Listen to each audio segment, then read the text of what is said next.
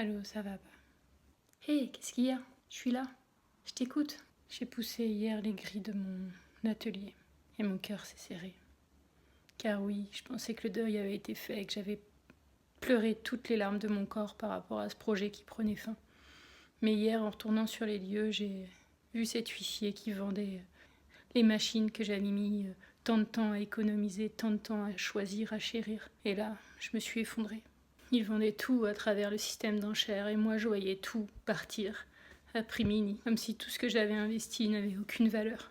Tout ce que j'avais mis dedans, mes tripes, mon cœur, tout ça n'était plus rien. J'ai vu des gens qui profitent du système. Il y avait un contraste entre ce que ces objets représentaient et finalement la scène que je voyais. J'étais déchirée, dévastée. C'est ma propre histoire qui s'effondrait. Car oui, depuis j'oscille entre les moments de vraiment profond mal-être et puis d'autres moments où c'est plus apaisé. J'avais envie de te le partager. Déjà, bravo à toi. Plein de courage. Et oui, je ressens ce déchirement. Et comme c'est compréhensible. Si je peux t'apporter un petit peu de baume au cœur, dis-toi que ces personnes qui étaient là parmi celles-ci, il y en a peut-être qui, comme toi, avaient un rêve et peut-être pas les moyens de s'offrir ces machines. Alors, dans ton malheur, dis-toi que tu as pu aussi contribuer à peut-être réaliser le rêve de quelqu'un. Ça peut peut-être t'aider. Oui, en effet, tu as raison. J'avais pas vu les choses comme ça. Ça me fait relativiser. Tu as utilisé les bons termes pour me convaincre. Parce que contribuer, c'est important pour moi. Et du coup, me dire que ouais, j'ai pu apporter ça à des gens qui voient, eux aussi ont un rêve. Ça me soulage, tu peux pas savoir. Merci. En tout cas, je suis sûre que tu auras l'énergie pour rebondir. Je te fais confiance, tu l'as déjà fait par le passé.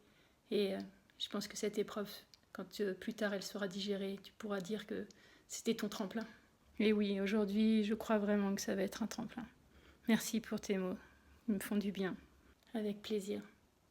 Plein de force à toi et de belles énergies, car je pense que c'est de ça que tu as besoin en ce moment. Beaucoup de courage et surtout prends soin de toi.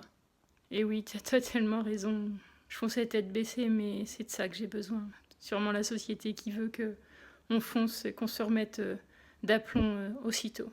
Merci en tout cas de tes mots, de toucher en plein cœur ce qui devait l'être. Je me sens beaucoup mieux et je suis pleine de gratitude. Merci. Avec plaisir. Ravie si j'ai pu t'aider.